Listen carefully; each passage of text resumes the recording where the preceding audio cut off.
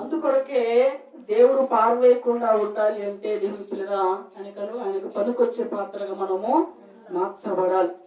అందుకొరకే దేవుని పిల్లగా ప్రభునందు ప్రియమైనటువంటి సహోదరులరా, తల్లైనా మర్చిపోతేమో గాని తండ్రి అయినా విడిచిపోతాడేమో గాని దేవుడు కూడా ఒక్కొక్కసారి దేవుని పిల్ల ఎంత మూర్ఖులైన సరే తల్లి ఏమో ఇకనైనా మారకపోతాడేమో అని చెప్పి చంపుకునిద్దా?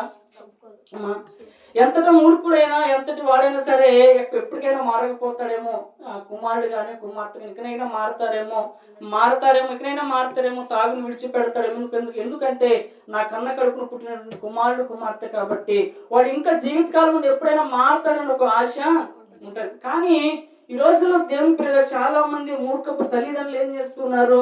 వారి యొక్క సంతోషం కోసము, వారి యొక్క లోక సంబంధమైన విషయాల కోసము, వారి యొక్క పాప సంబంధమైన విషయాల కోసము చిన్న చిన్న పిల్లలను కూడా ఏం చేస్తున్నారు? విషయాలు పెట్టి ఉరులు వేస్తూ అట్లా వేస్తూ గొంతు పిసికి రోజు చంపుతున్నారు. అంటే మూర్ఖపు తల్లిదండ్రులు. కానీ పిల్లల యొక్క విలువ తెలిసిన వారు, పిల్లల యొక్క ప్రేమ తెలిసిన వారు, వారి బాగోగులు కోరినటువంటి వారు దేవుని పిల్లగా ఏం చేస్తుంటారు అంటే ఎంతటి మూర్ఖులైనా సరే మారతాడనేటువంటి ఒక ఆశ, అందుకోసం నిత్యం ప్రార్థన చేస్తూ ఉంటారు.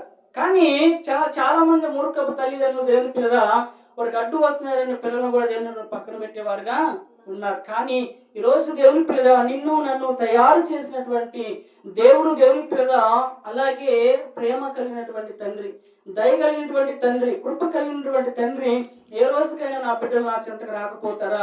ఏ బిడ్డలైనా నా దగ్గరకు వచ్చి మారు మనసు పొందకపోతారా? ఏ బిడ్డలైనా వారి యొక్క లోపాలను సరిదిద్దకుండా ఉండకుండా ఉంటారా? ఏ బిడ్డలైనా వారి యొక్క పాపములు కానీ, శాపములు కానీ, అక్రమాలు కానీ, అవధేతలు కానీ, వారి తలంపులు కానీ, వారి ఆలోచనలు కానీ, వారి మనసుని కానీ, నడవడికను కానీ ఎప్పటికైనా మార్చుకోకుండా ఉంటారా? నా దగ్గరకు రాకుండా ఉంటారని చెప్పి దేవుడు ఎంతో ఆశతో ఉన్నాడు. అందుకనే మనము కూడా దేవుని పిల్లగా దేవుని చెంతకు రావాలి. ఎందుకు అంటే మనలో ఏ లోపం ఉందో దేవుని పిల్లగా దేవునికి తెలుసు. దాన్ని ఎలా సరిచేయాలో దేవునికి తెలుసు. దాన్ని ఎలా ఎటు తిప్పాలో దేవునికి తెలుసు. ఎలా చేస్తూ నువ్వు చక్కగా సరైన మార్గంలో నడుస్తావో దేవునికి తెలుసు. కాబట్టి ఈ సంవత్సరం అంతా కూడా దేవుని పిల్లగా దేవుడు ఎంతో కృపతో మనందరం కూడా కాపాడుతూ రక్షిస్తూ వచ్చున్నాడు. ఆయన దయ లేకపోతే ఈరోజు ఆయన మాటలు చెప్పుకునేవారే కాదు, లేకపోతే ఆయన మాటలు వినేవారమే కాదు. అయ్యో ఈ రోజు సన్నిధానం ఎంతగానో ఉన్నామంటే ఆయన చూపించిన కృప, ఆయన చూపించిన దయ. ఆయన దయ లేకపోతే మనము ఉంటామా? దేవునికి స్తోత్రం చెబుతాం. అందుకనే దేవుని పిల్లగా ప్రభువునందు ప్రియమైనటువంటి సహోదరులుగా ఆయన ఏం చేస్తూ ఉన్నాడంటే పడిపోయినటువంటి మట్టిని ఎప్పుడైతే ఆ కుండ కుదరకపోతే మరలా పడిపోయిన మట్టి తీసి మరలా తనకి ఇష్టమైనట్టు చేసుకున్నాడు.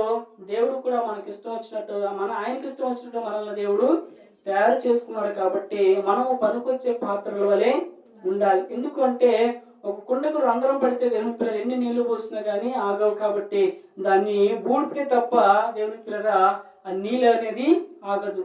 మనము కూడా దేవుని పిల్లగా లోపం అనేటువంటి రంధ్రం ఉన్నప్పుడు, పాపం అనేటువంటి రంధ్రం ఉన్నప్పుడు, శాపం అనేటువంటి రంధ్రం ఉన్నప్పుడు, దేవుని పిల్లగా అవినీతి అనేటువంటి రంధ్రం ఉన్నప్పుడు ఎన్ని ప్రార్థన చేసినా కానీ మన ప్రార్థన అంతా ఏమైపోద్ది?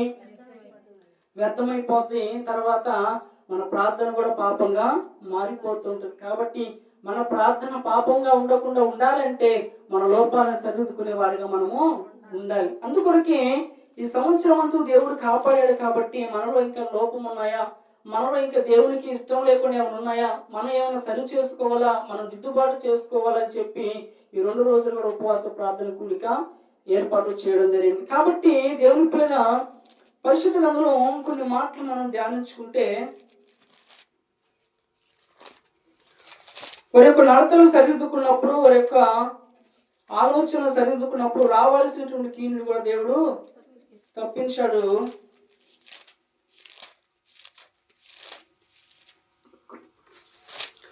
యోనా రాసినటువంటి గ్రంథము